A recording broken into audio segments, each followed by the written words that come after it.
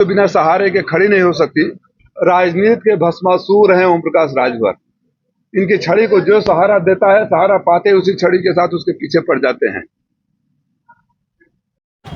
Samajwadi party से लोकसभा चुनाव के प्रत्याशी राजीव राय मऊ पहुंचे। वहीं राजीव राय का भव्य स्वागत समाजवादी पार्टी के कार्यकर्ताओं द्वारा किया गया। जगह जगह फूल मालाओं व प्रतीक चिन्ह देकर राजीव राय का भव्य स्वागत किया। वहीं समाजवादी पार्टी कार्यालय पर राजीव राय पहुंचे, जहां हजारों की संख्या में भीड़ मौजूद रही। वहीं राजीव राय ने प्रेस वार्ता में कहा कि ओपी राजभर लगातार सेटिंग करने में लगे रहते हैं। ओपी राजभर के बयान पर भड़के राजीव राय ने कहा कि सेटिंग के अलावा इन्होंने क्या काम किया है।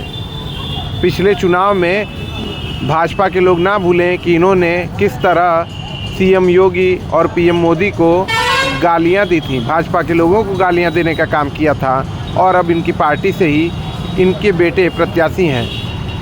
ये बात भाजपा के लोग भूल सकते हैं, लेकिन हम नहीं भूल सकते कि सम्मानित पद पर बैठे हुए व्यक्तियों को इस तरह इनके द्वारा अपमानित करने का काम किया गया है। अब यहाँ की घोसी की जनता समझे। मुझे नहीं पता कि बसपा का कौन सा उम्मीदवार उन्होंने सेट किया, लेकिन घोसी की जनता समझे कि इन्हीं के सेट किए हुए लोग हैं, तो फैसला कर ले कि इनकी जुगाड़ खाली सेटिंग में रहती है। जनता के काम के लिए इनके पास वक्त नहीं है। जो भी उम्मीदवार आएगा इन्हीं का डमी उम्मीदवार होगा। तो अच्छा किया उन्होंने बता दिया, जनता समझ गई और अपना फैसला सुना देगी। क्या लग रहा है कि बसपा जो भी कैंडिडेट डिक्लेयर कर रही है उसके पीछे बीजेपी का हाथ कहीं नहीं? अरे लग क्या रहा है? आपने बोला कि वो कह रहे हैं, वही कह रहे हैं ना, हम तो कह नहीं रहे। उन्होंने स्वयं कह दिया कि उन्हीं का डमी कैंडिडेट होगा। तो जो उनको वोट नहीं देना चाहता होगा बसपा को क्यों देगा, और उनको वोट क्यों देगा? पहले भी बोला था, आप लोगों को याद होगा कि वो छड़ी है जो बिना सहारे के खड़ी नहीं हो सकती। राजनीति के भस्मासुर हैं ओम प्रकाश राजभर। इनकी छड़ी को जो सहारा देता है, सहारा पाते उसी छड़ी के साथ उसके पीछे पड़ जाते हैं। भारतीय जनता पार्टी के कार्यकर्ता, मैं और आप नहीं भूल पाएंगे अगर हमारे परिवार के बड़े बुजुर्गों को गाली दिया जाए। हम लोग समाजवादी कार्यकर्ता कभी माफ नहीं करेंगे अगर हमारे श्रद्धेय नेताजी या आदरणीय अध्यक्ष जी को गाली दिया जाए। मैं भाजपा के कार्यकर्ता आज भी याद रखे होंगे कि कैसे उनको दौड़ाकर मां बहन की गालियां दिया गया, जूते मारने की बात कही। आदरणीय महेंद्र पांडे जी को मन से मां बहन की गालियां दिया गया। आदरणीय जोगी साहब को भीख का कटोरा लेकर भिजवाया गया, और साहब मोदी साहब को गुजरात भेजने की बात कही गई, और नहीं कर पाए तो अपने बाप की औलाद न होने की भी बात कही गई। उस पर तो नहीं जाऊंगा, लेकिन मैं कार्यकर्ताओं से जानना चाहता हूं कि क्या आपके नेता को गाली देने वाले, आपको जूते मारने वाले के साथ आप खड़े होंगे? आपके अंतरात्मा इस बात की इजाजत देगी? भारतीय जनता पार्टी के साथियों से मेरा ये विनम्र निवेदन है कि रात को सोने से पहले इस पर आत्ममंथन जरूर करिएगा। अब यहाँ की घोसी की जनता समझे। मुझे नहीं पता कि बसपा का कौन सा उम्मीदवार उन्होंने सेट किया, लेकिन घोसी की जनता समझे कि इन्हीं के सेट किए हुए लोग हैं, तो फैसला कर ले कि इनकी जुगाड़ खाली सेटिंग में रहती है। जनता के काम के लिए इनके पास वक्त नहीं है। जो भी उम्मीदवार आएगा इन्हीं का डमी उम्मीदवार होगा। तो अच्छा किया उन्होंने बता दिया, जनता समझ गई और अपना फैसला सुना देगी। क्या लग रहा है कि बसपा जो भी कैंडिडेट डिक्लेयर कर रही है उसके पीछे बीजेपी का हाथ कहीं नहीं? अरे लग क्या रहा है? आपने बोला कि वो कह रहे हैं, वही कह रहे हैं ना, हम तो कह नहीं रहे। उन्होंने स्वयं कह दिया कि उन्हीं का डमी कैंडिडेट होगा। तो जो उनको वोट नहीं देना चाहता होगा बसपा को क्यों देगा, और उनको वोट क्यों देगा? पहले भी बोला था, आप लोगों को याद होगा कि वो छड़ी है जो बिना सहारे के खड़ी नहीं हो सकती। राजनीति के भस्मासुर हैं ओम प्रकाश राजभर। इनकी छड़ी को जो सहारा देता है, सहारा पाते उसी छड़ी के साथ उसके पीछे पड़ जाते हैं।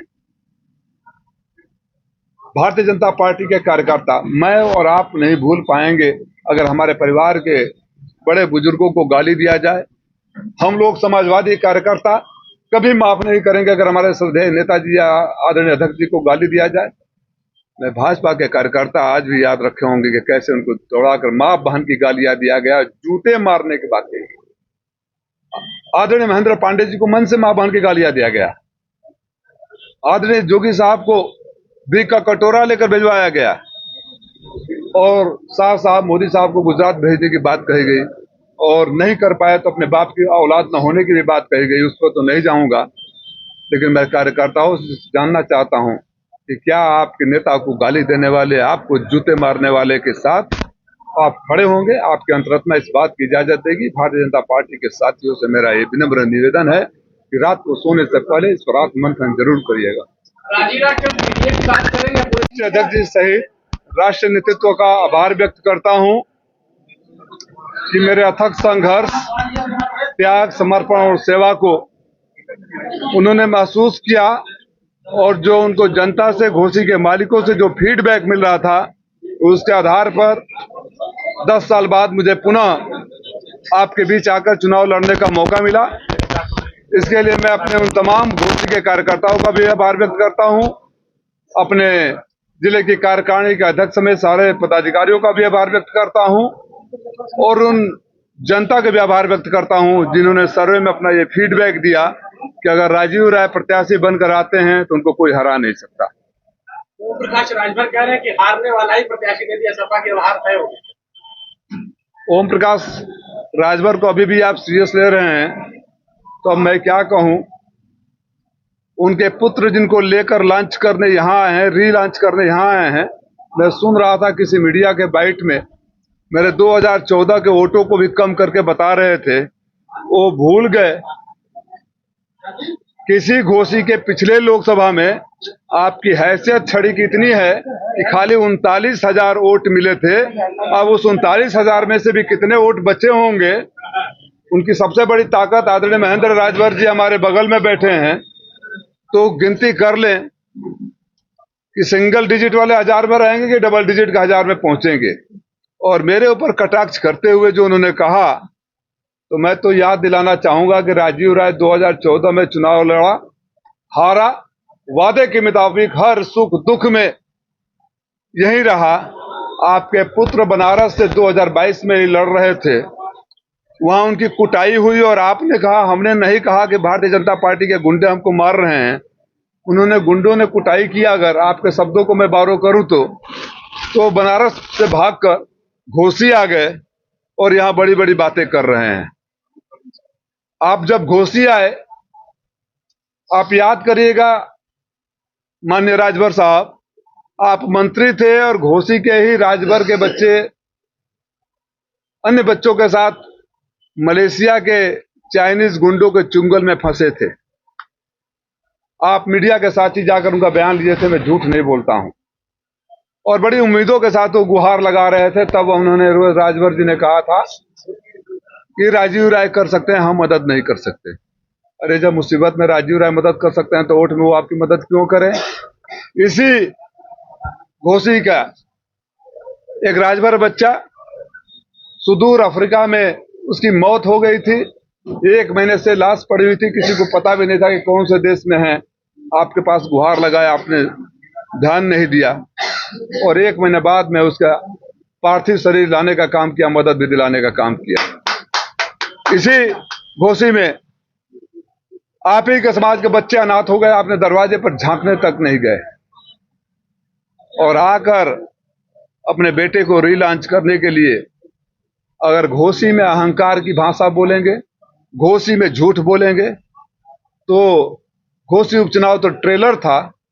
इस बार आपको घोसी की जनता पूरी मूवी दिखा देगी 3 घंटे की। पीडीए में कौन सा है, कौन सा समाज छूट गया है? ये से आप लोग अपने तरीके से लेते हैं। राष्ट्र अध्यक्ष जी ने कई बार कह दिया, ये से अगड़ा भी है, ये से अल्पसंख्यक भी है, आदिवासी है, और आधी आबादी भी है। तो पीडीए में तो सभी समाहित हैं। लेकिन तमाम जाति की जो नेता अलग अलग है, छोड़ते जा रहे हैं। आपके गठबंधन को छोड़ के लोग जा रहे हैं, जनवादी पार्टी में अलग हो गई, अपना दल अलग हो गई।